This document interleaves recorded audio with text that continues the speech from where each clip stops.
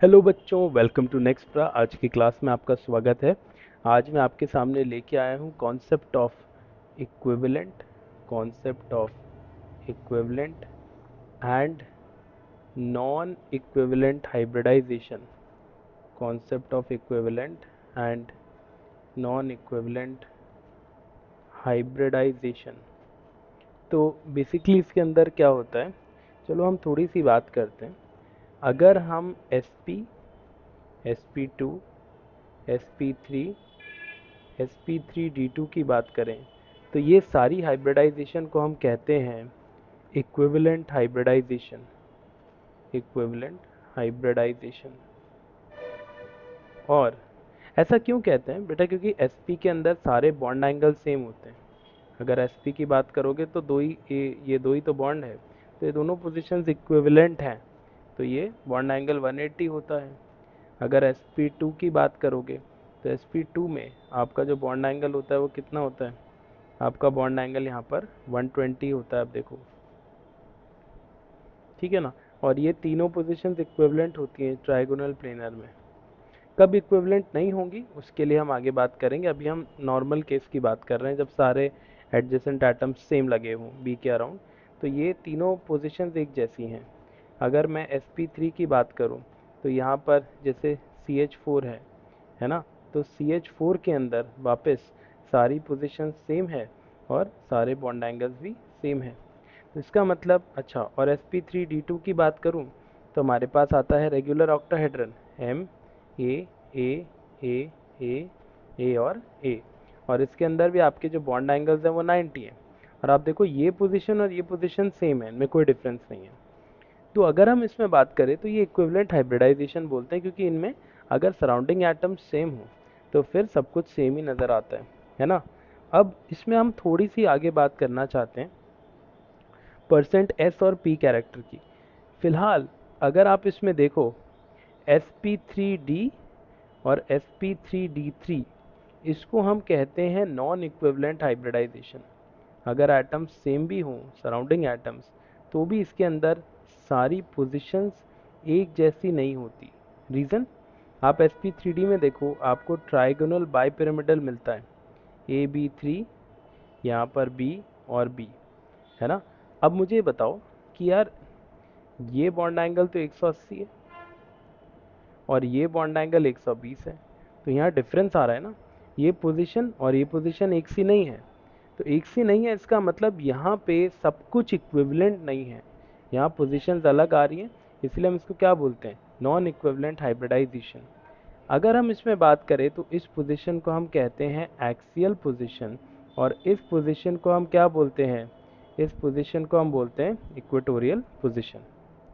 अगर हम इसमें और बात करें, जैसे मान लो अपन sp3d3 की बात करें तो ये आपका होता है क्या? ये आपका होता है पेंटागोनल बाइपिरामिडल, ठीक है।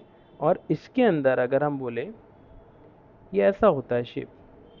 देखो बॉन्ड एंगल सारे सेम है, तब तो सब कुछ सेम आ रहा है, पर बॉन्ड एंगल अलग हैं तो पोजीशंस भी क्या हैं? पोजीशंस भी अलग होती हैं, ठीक है। जैसे यहाँ पर आप देखो ये 72 डिग्रीज का बॉन्ड एंगल है, और ये कितने का बॉन्ड एंगल है? आप देखो 180 डिग्रीज का बॉन्ड एंगल है। तो यहाँ पे अगेन देर इज, यहाँ पे डिफरेंस है, यहाँ सारी पोजीशन सेम नहीं होती। इसे एक्सियल पोजीशन बोलते हैं, और इसे हम क्या बोलते हैं? इसे हम बोलते हैं इक्वेटोरियल पोजीशन। तो कुल मिला के अभी तक हम देख रहे हैं कि जो हम हाइब्रिडाइजेशन करते हैं with same surrounding atoms, sp, sp2, sp3, sp3d2, they are all equivalent when surrounding atoms are same. if surrounding atoms are different तो क्या होगा, हम बात करेंगे। और अगर surrounding atoms same हो तो भी sp3d और sp3d2 इसमें कुछ positions different आती हैं, और इसीलिए इसे हम कहते हैं non equivalent hybridization. Non equivalent hybridization कहते हैं। अब ये इसको मैं और एक्सप्लेन कैसे करूँगा, मैं इसमें परसेंट एस कैरेक्टर सारे बॉन्ड्स में बराबर नहीं होता, मैं इसकी भी बात करने वाला हूँ, है ना। sp3d3, I am sorry. और यहाँ पर परसेंट एस कैरेक्टर सभी बॉन्ड्स में बराबर है। अगर सराउंडिंग एटम सेम है, जैसे BeCl2, तो अगर ये आपका sp हाइब्रिडाइज्ड है तो इसके अंदर दो ऑर्बिटल्स हैं और इन दोनों में s और p बराबर बराबर बटा हुआ है। अगर मैं sp2 की बात करूं तो s और 2p, तो यहाँ s का कंट्रीब्यूशन है 1/3 × 100 और p का कंट्रीब्यूशन है 2/3 × 100, 66.66%, और ये कितना है 33.33%। ठीक है, तो सारी पोजीशन सेम है, यहाँ पे सारे जो तीन ऑर्बिटल्स हैं इन सभी में s और p बराबर बटे हैं, ये मतलब है इक्विवेलेंट का। अगर मैं sp3 की बात करूं जैसे CH4, तो इसके अंदर एक s और 3p, मतलब s का कंट्रीब्यूशन 1/4 × 100 या 25%, और p का कंट्रीब्यूशन 3/4 × 100, कितना हो गया 75%। तो यहाँ पे दोनों का जो परसेंटेज कंट्रीब्यूशन है s और p का, वो क्या है, वो आपका सेम है अगर सारे एटम्स बगल के सेम हैं, यहाँ पे बराबर बटे हुए हैं s और p ऑर्बिटल्स, आपके जो एटम्स हैं उनमें क्या है, बराबर बटे हुए हैं। s और p का कैरेक्टर चारों ऑर्बिटल में सेम है।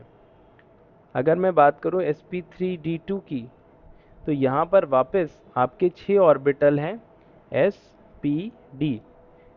s का परसेंटेज कंट्रीब्यूशन क्या है, यह आ जाएगा 1/6 × 100, p का कंट्रीब्यूशन 3/6 × 100 और d का कंट्रीब्यूशन 2/6 × 100।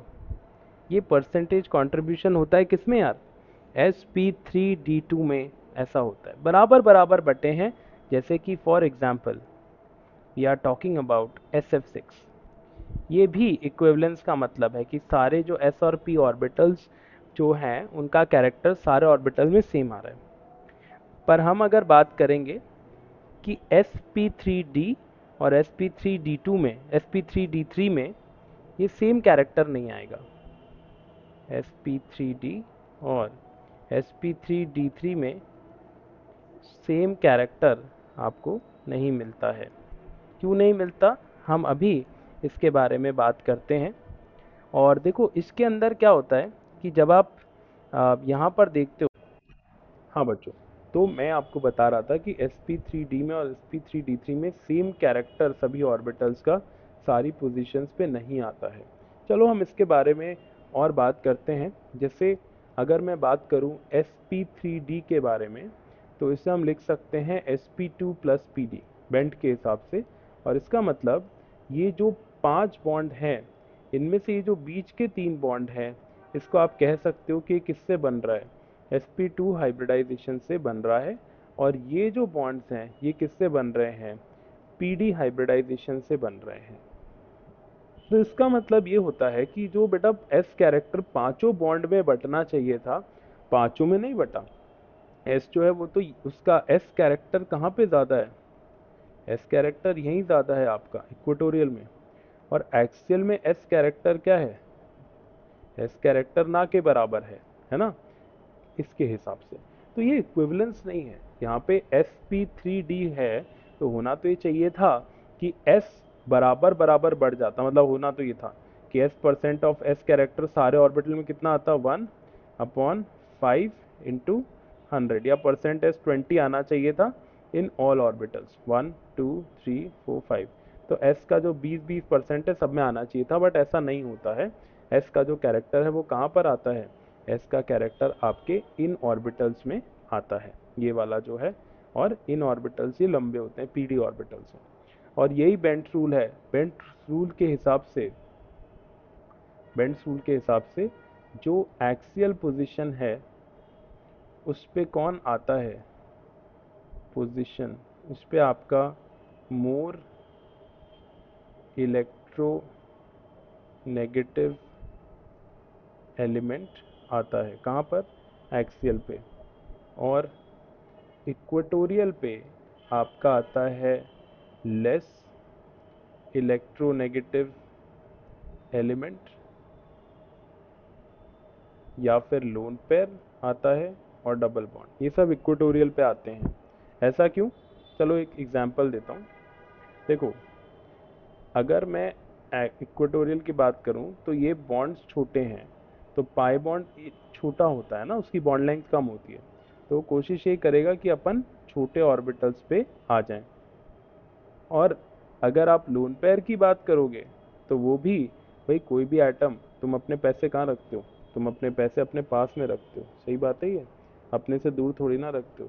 वैसे ही आपको यहाँ पर क्या बोला जा रहा है, आपको यहाँ बोला जा रहा है कि भाई अपने को जो लोन पेयर है, लोन पेयर कहाँ रखना है? लोन पेयर अपने को अपने पास रखना है जो छोटे ऑर्बिटल्स हैं वहाँ पे।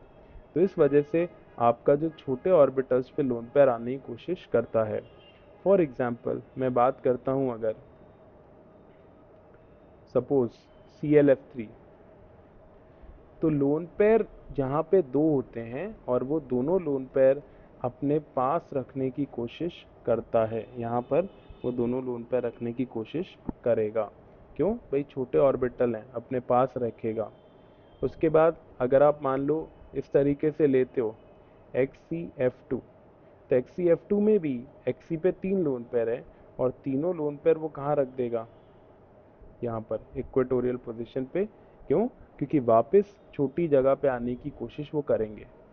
अगर आपके ऐसे पाई बॉन्ड हो गए XCO2F2, तो यहाँ लोन पेयर इधर आ जाएगा, डबल बॉन्ड दोनों यहाँ आएंगे, छोटी बॉन्ड लेंथ।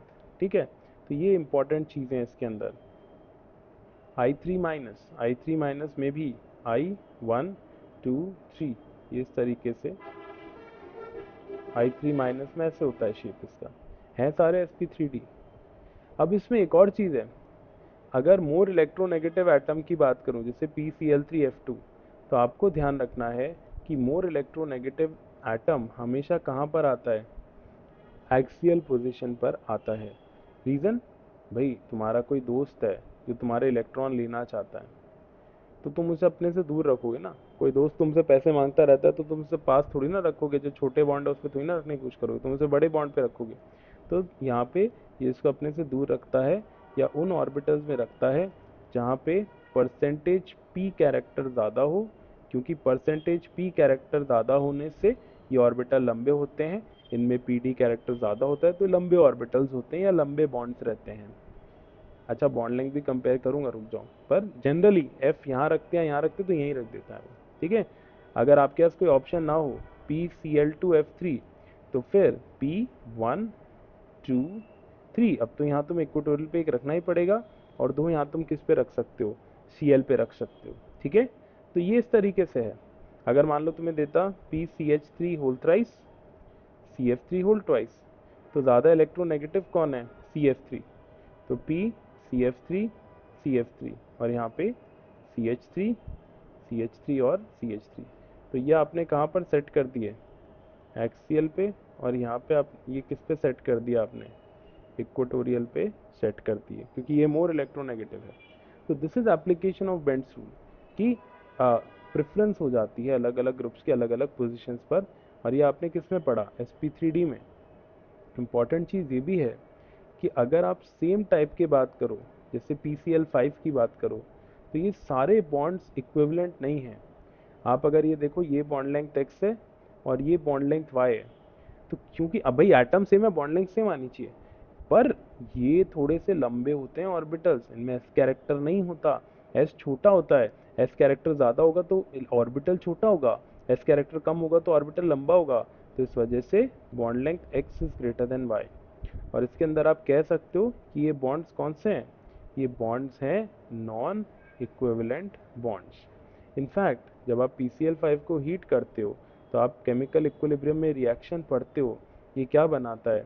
PCl3 गैस और Cl2 गैस। ठीक है, तो ये कौन से बॉन्ड टूटते हैं? ये आपके इक्वेटोर एक्सियल वाले टूट जाते हैं। अगर मान लो मैं लेता हूँ PCl3 या PCl, सपोज ऐसे ले लेता हूँ, मैंने आपको बोला कि मैंने लिया PCl2F3 PClFClF, ठीक है, तो यहाँ पे x हो गया, यहाँ पे y हो गया। अब तुम देखो एटम सेम है पर x is greater than y। क्यों? एक्सियल वाले लंबे होते हैं। हाँ भाई एटम ही अलग हो जाए, अब तुम ये भी ध्यान से देखना, अगर ये z हो गया भाई Cl बड़ा एटम होता है, Cl जो है ना बड़ा एटम होता है किसके कंपैरिजन में, F के कंपैरिजन में, तो ये बॉन्ड लेंथ ज़्यादा होगी। तो Z जो है ना वो तो ज़्यादा ही है X और Y से, बिकॉज क्यों, अरे एटम डिफरेंट है, एटम सेम हो तो थोड़ा बहुत फ़र्क आता है, एटम डिफरेंस है तो बॉन्ड लेंथ एटम के साइज के कारण तो ज़्यादा ही आएगी। मुझे उम्मीद है आप समझ गए। अगर मैं SF4 बोलता हूँ, ये हो गया, तो अगर SF4 में बात करूँ ये X और ये Y, तो ये बॉन्ड्स नॉन इक्विवेलेंट है, X is not equal to Y, in fact X is greater than Y। क्यों, क्योंकि ये बॉन्ड्स कैसे हो गए, ये बॉन्ड्स हो गए तुम्हारे नॉन इक्विवेलेंट बॉन्ड्स। तो नॉन इक्विवेलेंट बॉन्ड्स हैं ये, और ये बेंट्स रूल के कारण आपको ये देखने को मिल रहा है। इसका सिंपल सा एक एप्लीकेशन था जो हमने अभी देखा, है ना। तो अब अपन क्या करने वाले हैं, अब अपन बेंड्स रूल थोड़ा इसके अंदर भी अपन लगाने की कोशिश करेंगे कि किस तरीके से अपन इसको और देख सकते हैं, है ना। चलो स्टार्ट करते हैं। सपोज करो अब अपन बेंड्स रूल को डिस्कस करेंगे। तो बेंड्स रूल ये आपने SP3D2 में मैंने SP3D में मैंने आपको बताया था। अब मैं SP3D3 में आपको थोड़ा सा आइडिया दे देता हूँ क्योंकि वो बहुत ज़्यादा कोर्स में नहीं है। SP3D3 में ऐसे बोलते हैं कि यार जैसे मान लो ये A हो गया, 1 2 3 4 5 6 7।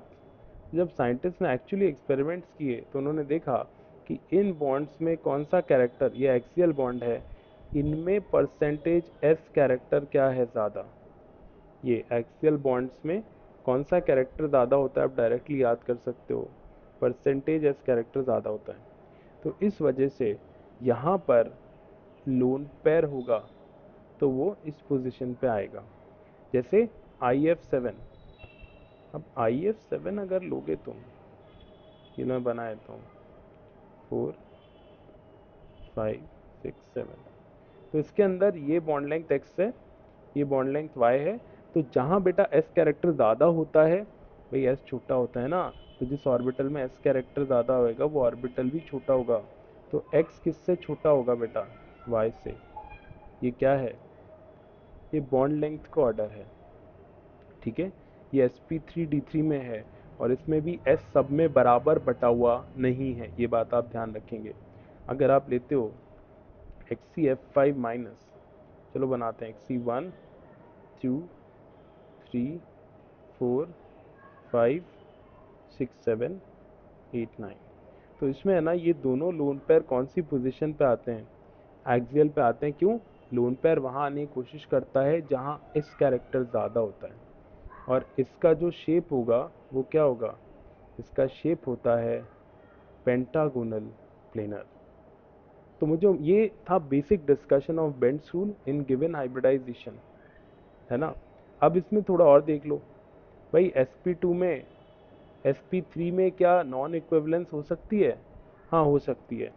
तो इसके बारे में मैं आपको जो स्पेसिफिक बेंड्स रूल है जो एडवांस से ही रिलेटेड है वो भी बताऊंगा। पर क्या आपको ये बात क्लियर हो गई, मुझे उम्मीद है आपको आज अलग अलग हाइब्रिडाइजेशन में समझ में आया होगा कि किस तरीके से अपन क्या निकाल सकते हैं। अपन percentage S character, percentage P character निकाल सकते हैं।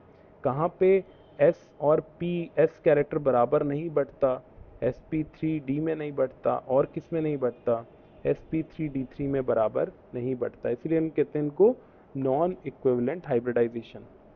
क्या ये बात आप समझ पाए, मुझे उम्मीद है आपको ये बातें समझ में आई होंगी। और अगले वीडियो में मैं आपके लिए बेंड्स रूल लगाऊंगा in non equivalent system in SP2 and SP3 hybridization, और उसकी कुछ 2 4 एप्लीकेशंस बताऊंगा। तो आज के लिए इतना ही, थैंक यू वेरी मच।